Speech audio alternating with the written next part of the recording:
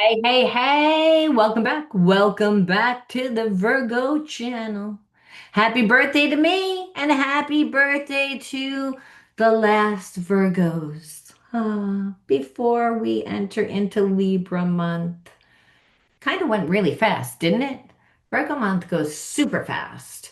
And it always has because it was back to school and just, it's the month that, it's a transition month. I feel like we go from like summer into fall and it just seems to go really fast. So happy birthday to all the Virgos out there. If I didn't get a chance to say happy birthday along the way, well, wishing you a very happy birthday. I'm born right on the equinox, and my friend said it's going to be a great month for me. She does astrology, astrology, which is again with the planets, which astrology is that way too, but this is also done with like numbers, I think. I don't know, and weird charts.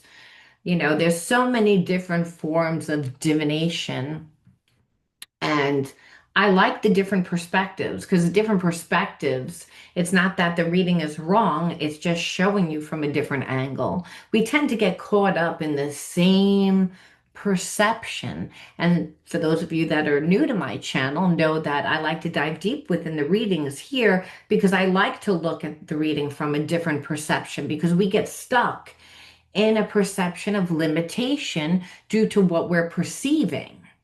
But what we perceive a lot of times is not 100%. A lot of times it's jaded by past experiences, from what we've known. So when we really understand why things are playing out the way that they are, why we're attracting that person into our life that is triggering us, it allows us to not just heal the relationship a lot of times. And that doesn't mean making it work out. Sometimes it means going your separate ways, but it heals you so that you don't keep attracting the same types of life experiences that keep you stuck in a place of limitation, a place of lack.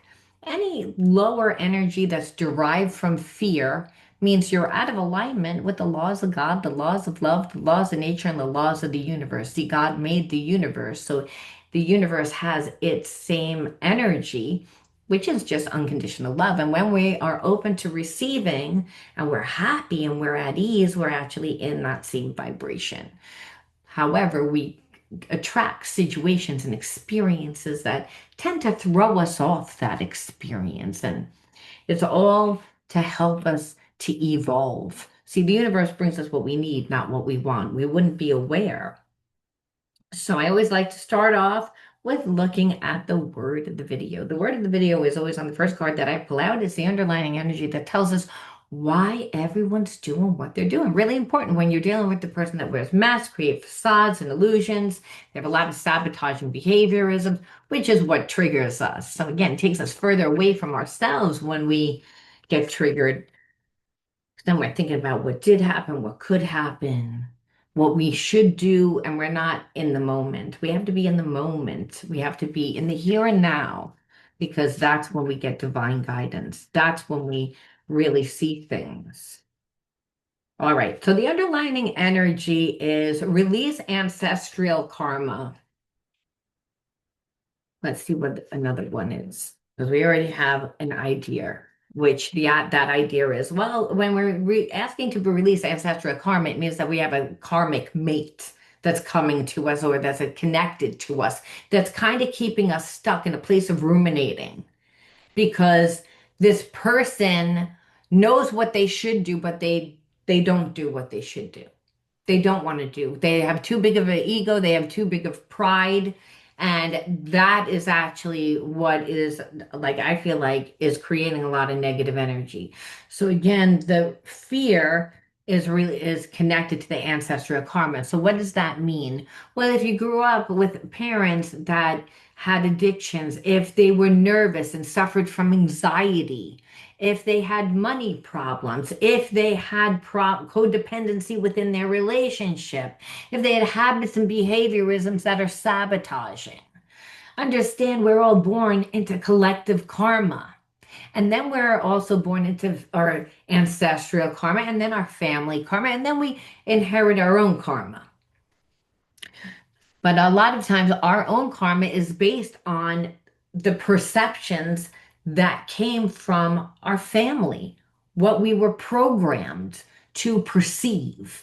The perception isn't real, it's a perception. And if you had an alcoholic parent that always struggled financially, or just had a parent that was in one bad relationship and then another bad relationship, the perception is love is difficult. Finances are very difficult to obtain.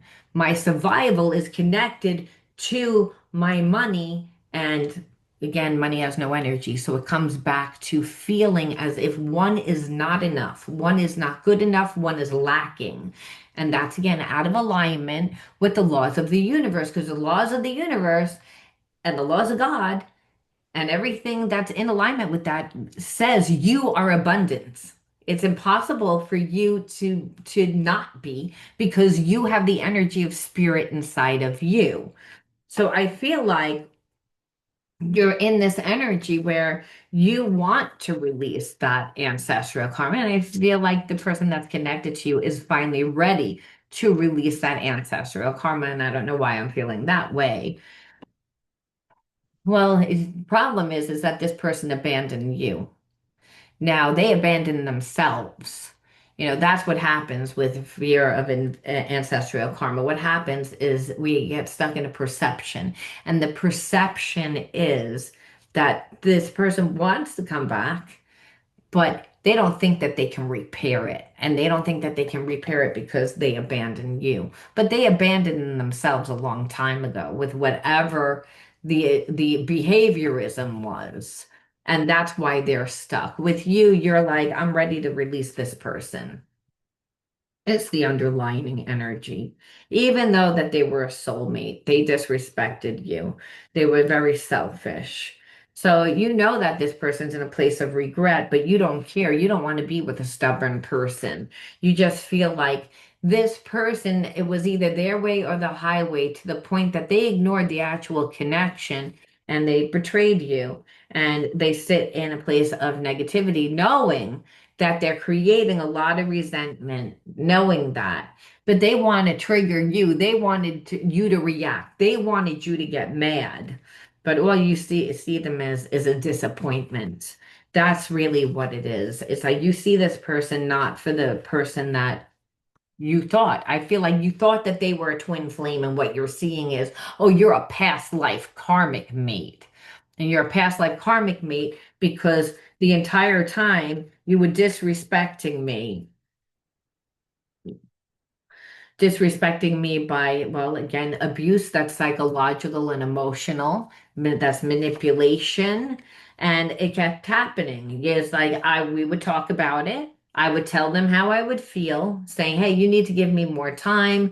We need to create more experiences. I feel like the connection is very surface. And I feel like you were like, it kept happening. It's like it was a karmic loop, not uncommon when we see fear of ancestral karma. People get stuck in stupid, and they get caught in the perception. I feel like this person got caught in the perception of, hey, they were gonna force the connection their way. They didn't think that this connection would, they thought that it could withstand the abuse because there was such a strong connection. They never saw you letting go. Where the whole time you're like watching this person, the whole time you're telling this person. And that's the thing. They weren't taking you seriously. They actually were getting off on it a little bit. Like, oh, look, you're getting all upset. Look how much you like me. Like this person acted very childish. And they knew they should have apologized, they refused to apologize because, hey, that would show that I'm too vulnerable, I'm too weak. So even though I know I pushed it to the extreme, I'm going to make you wait for the apology because, hey, I don't really have that much to give. So the apology is actually something, which you're like, the apology isn't shit. If you wanted to be in my life, you should have been in my life. You're holding back, acting like you're giving me something. Hey, an apology isn't anything. The relationship never got off the ground. You didn't want to. You like to come close, to back away, to trigger me, but you never really gave anything. When I needed you, you abandoned me, whatever the situation was. This person wanted it their way. They just wanted it their way. They just wanted to keep it very unfair, always had time for other things, their hobbies, interests, and they made sure that you saw. They made sure that you saw that they hung out with friends. They made sure that, if they played golf. I feel some people like to play golf, or some people like to go surfing, or whatever it is, their hobby on a boat. Like, they have all the time in the world, but they're not going to call you. They're not going to text you. They're not going to call you. They wanted you to chase them. They didn't want to give you anything. They wanted to disrespect you, and they then, after disrespecting you and knowing that you thought that they were a disappointment, they're not going to apologize. Instead, they're going to hold back. They're going to hold back. And so this person does everything to try to get their way. And then, because you're not putting up with their fuck shit, they're like, you got tired of being blamed. Oh, you're so sensitive. Oh, you make such. That's not really what happens. Like, there's a lot of gaslighting. This person will, like, just to keep you on the hook. It's like, oh no, you misunderstood. No, you're too sensitive. That's not really what happened. Well, you should have called me. Well, you should have told me. Well, that's not my fault that they did that. Like, this person deflects, and it's never their fault. It's always going to be your fault because you're not putting up with the minimum.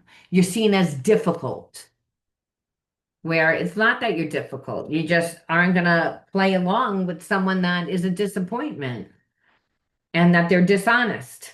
You had enough of the lies and the deception and dishonesty, because, hey, if you're not giving me the time, you're giving it to somebody else. Something's going on. It's not that it's not going on. Something's going on. It's like, I don't know what's going on, but you're not giving me the time. You're not giving me the time. Well, they're stuck in their family patterns. That's what, so again, whatever they grew up in. And I feel like for some it was adultery, and for some of it was, yeah, here we see it, the sex. There we go.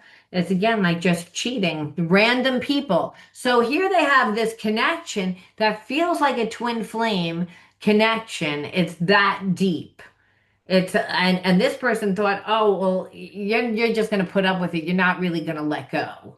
I'm going to keep you on the hook, but I'm never really going to give you anything. But I'm going to run around, and I'm going to be with everybody else.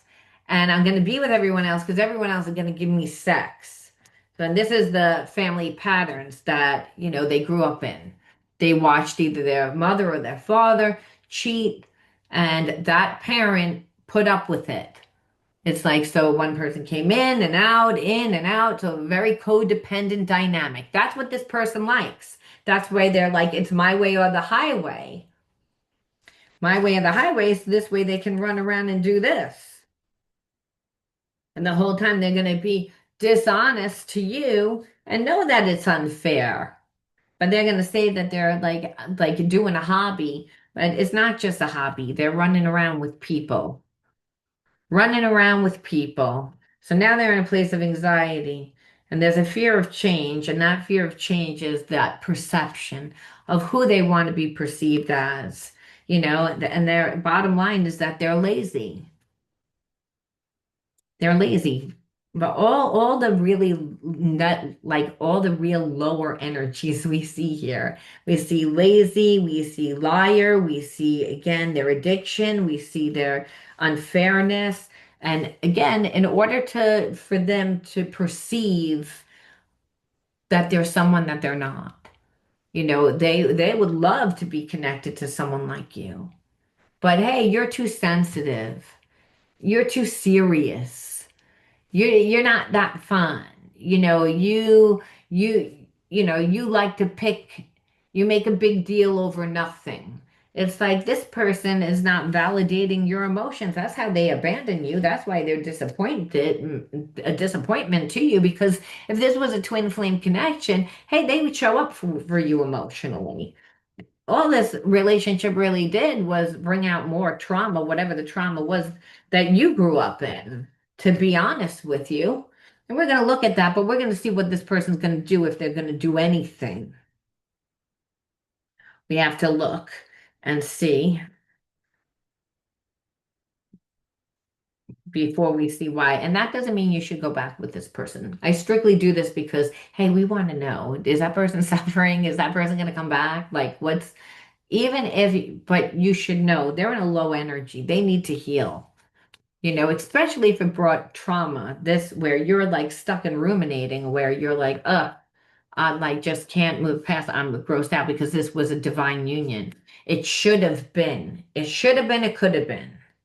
But again, this person disrespected the connection.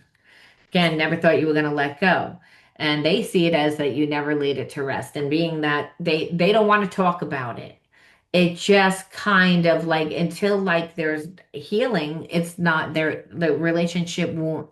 And that's the that's the epiphany. It's almost like a tower moment, right? Where it's like it's a done deal. And it's a done deal because this person is realizing now, and I knew it. They're realizing, well, oh, like all their little games, each twist and turn that they tried to do to manipulate this has actually pushed you further away. And it's they need to dismantle the outdated ways of being, which again is derived from that ancestral family karma. So their addictions, the way that they're their way or the highway, that this they know damn well that this was a divine union. They know it too. But again, they were like, "Oh, you're never gonna, do." So this person is gonna try and come back. We've been getting that. But you have to watch out because they're not going to be, again, they're not going to be 100% honest because there's a part of this person that's not healed. So they're kind of like mad because listen, you walking away is shattering their image. You're not upset. This is a divine union. You're supposed to be so upset. You didn't react the way that they thought. So this person's someone that's a liar. It's again like you have to watch your back. They're going to say that they want to take a walk, with you to create some sort of, but they'll keep withdrawing because that's what they do. They wear a mask because listen, you are their secret desire, but they are not healed. And there's a part of them that remembers when, hey, like you were in a fog, that you didn't really know. This person has a lot of fear and and guilt because of what they did because of leaving, but they don't like to feel that. They don't want to feel that, but they don't really want a connection either. And the thing is, it's like that's what's making you not really have the strong feelings for them anymore. And that's what they're feeling. And that's why they have anxiety because, hey, they took this to the extreme. It's like, but what you see is they want it, but they're still like really angry and still want to like things their way. And the reason why is because there's so much passion. There will be a lot of passion with the soul past life karmic mate, and that's felt like a soulmate twin flame because they had the opportunity to step it up. They chose not to. So there was the relationship was supposed to bring out all your trauma. It's just this person was just supposed to show up. But the problem is that this person likes to be free. They don't like commitment. So they like to rush in and have like a lot of like sex and a lot of passion and a lot of and then leave and then come back and then leave again. So the poker face is that I want a relationship, but your idea of what a relationship is and their idea of what it is are two different ideas. And they know it. But at this point, again, they're in a low vibration. They don't want to heal, but they also don't like the fact that you're not affected. So we can see all the little bits of fragmentation of why you should not take this person back, regardless of that they're going to come back, because they're not going to be 100% honest with you. They're not. And if you think that you experienced trauma before, well, you'll experience it even worse if this person comes back and you take them into your life. Because, hey, you got away once. And if they come back and get what they want, they would still like to be free at heart. And they would probably do it in a mean and a harsh way just because it's like of what you did, because they're not healed. Hurt people hurt people. So we look at the inner child wounds. Say, why did you attract this person into your life? Let's pick six. And we'll look at them after I pull them, okay? Like, all right, we'll pull an extra one just for shit and giggles. All right, let's see. Look, self-sabotage, discipline, overwhelmed, joy, time and attention, confusion, and organized chaos. So I feel like the organized chaos could be, hey, you grew up with parents, they stayed together, but it was a very tumultuous relationship. They fought. When things were good, things were okay, but when things weren't good, they were really bad. So it was very confusing. And it was very confusing because you were taught that love was that one person had control and the other person didn't have control, that there was a lot of pain connected to it.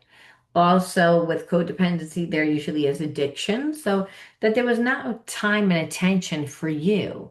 Because when you have parents that make have a hard time making their life work, like if they don't just have it within their relationship, there's usually like work is difficult, they're working a job, they're not working their passion.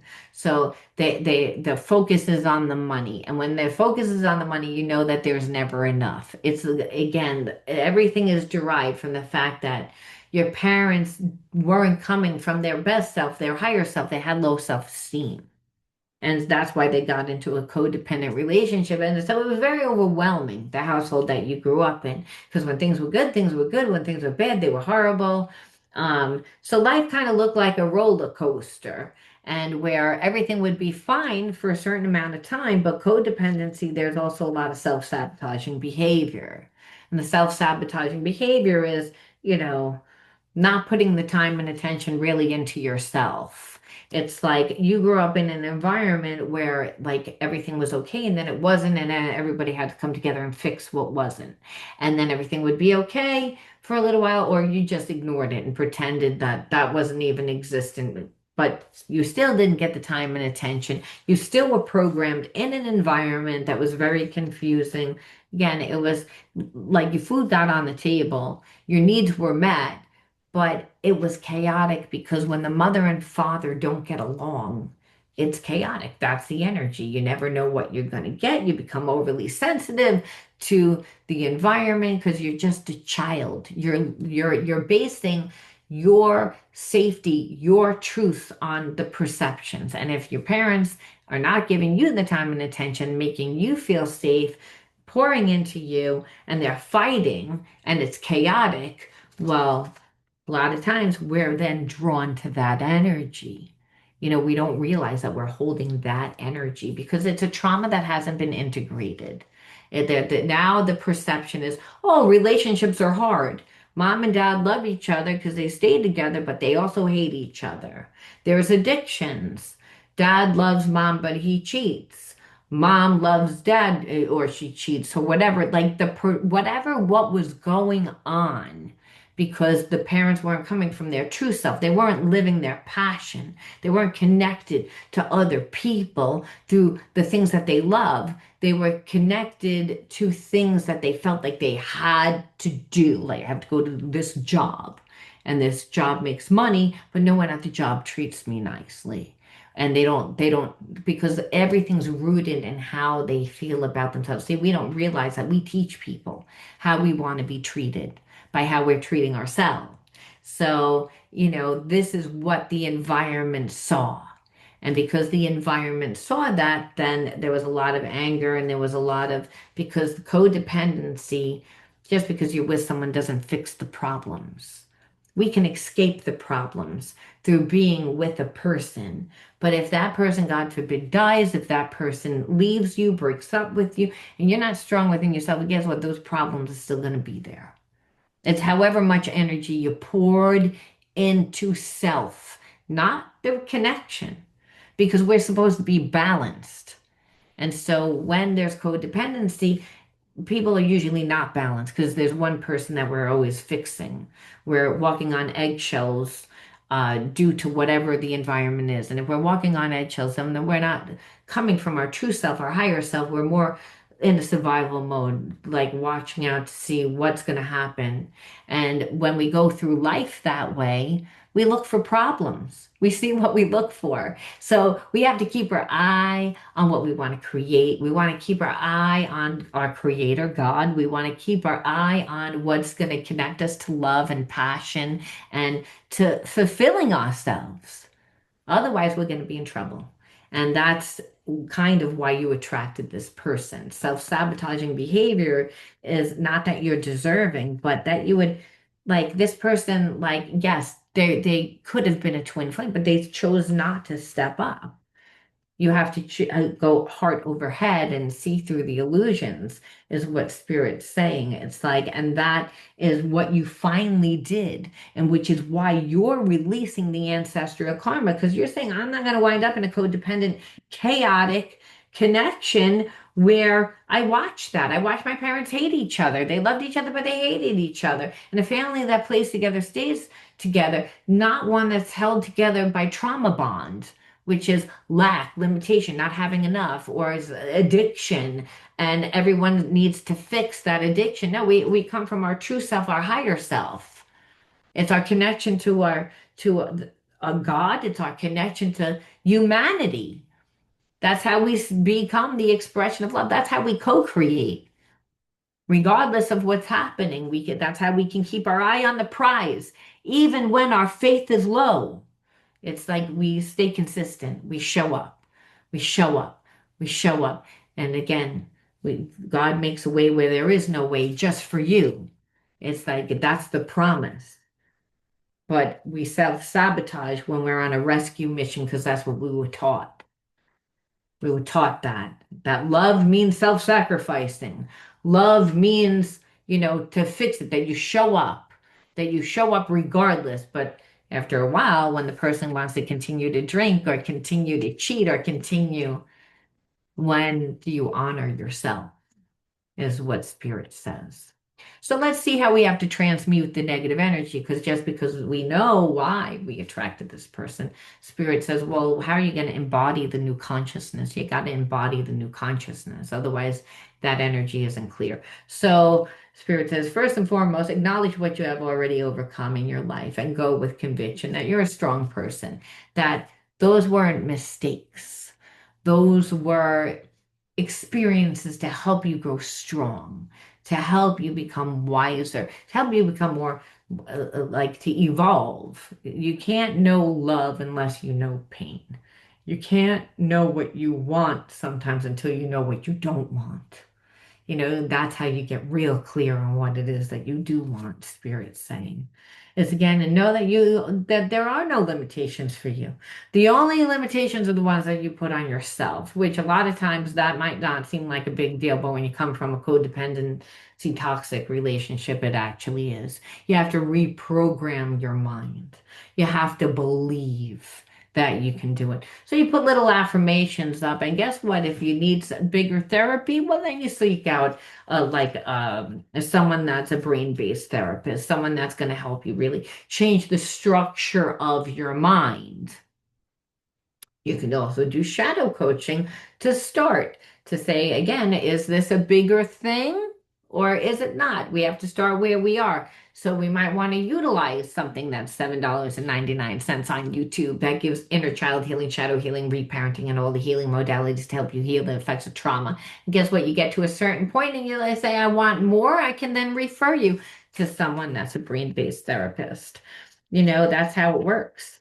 Because it's all about changing, evolving, knowing that you could have whatever it is that you desire, that you are made up of spirit.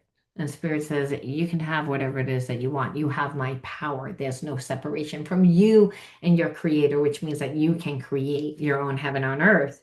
You have limitless potential, but like I said, a lot of times you're going to have to release the limiting beliefs that no longer serve you. Again, that's what you inherited from the ancestral karma. Again, I'm not enough. I'm not lovable. I can't succeed financially. I can't have abundance. Whatever the program was that you lived. See, programs aren't just spoken. It's that we watch our parents struggle financially. We then struggle financially because we see the same habits. We're not setting ourselves up for success. And even when we begin to set ourselves up for success, we have to wait. There's always a space between what we sow to what we reap. We have to be patient. And sometimes, again, if we didn't have it, we have a lot of anxiety. So we have to do things like breath work. We have to do things like tapping. We have to do these healing modalities to help us not react, to be present, to be in the moment, to believe. You have to recondition, Spirit says. And it's all about being true to you. Listen to the whispers of your soul and just align your actions with your values. This way, you're always in alignment with the laws of love. This way, you get what you want. Take time out for yourself because that's what's going to help you tap into the higher self. Take that leap of faith because that's where risks are rewarding. You get to see who you truly are.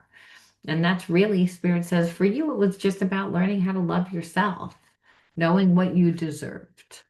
It's like when we grow up in a certain environment where we didn't get the time and attention, and when we have self-sabotaging behavior, it's because there's a perception that we're not deserving of. And that could be just, hey, I inherited that from my family. And guess what? They could have lived on a plantation, and that's what they were taught. They could have went through a Holocaust. That's what they were taught. They could have, again, lived in poverty and a depression and war and all the other horrible things that this world tends to, manifest, and which gave them that perception. But it's up to us now to break the ancestral karma, to release that fear, because that fear is an illusion, that keeps us separate from our creator. So we're going to pull one more card, and that's just a card from Spirit. Like this one was long today. But let's see. Wisdom. God has a plan for you. Live here now, knowing beauty is to come. Don't force things to happen faster than the universe has decided for you. Learn from your experiences.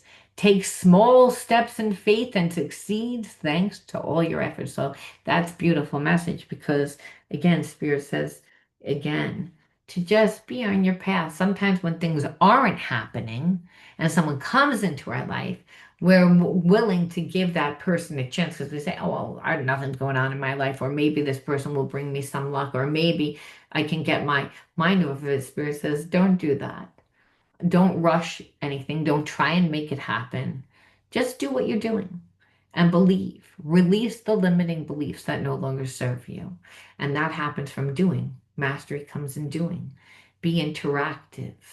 Again, get your support from friends. Get your support from people that are gonna be rooting for you, that are gonna help you along your way, not take you away because you gained the wisdom already.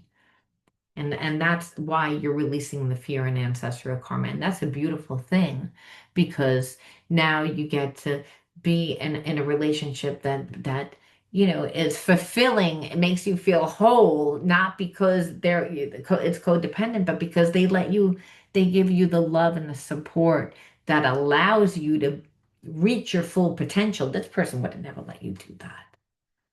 All right, I'm going to leave that there, Virgo. Happy birthday again to all the Virgos. I'm sorry to be leaving this Virgo month. Today is the last day of Virgo. So very sad. And until next year, I love you guys. I wish nothing but blessings for you for today and every day for another successful trip around the sun. But you'll see me again tomorrow. But as far as your birthday, we won't see each other for another year. So I hope it goes well. I'll talk to you guys soon. Love you. Bye.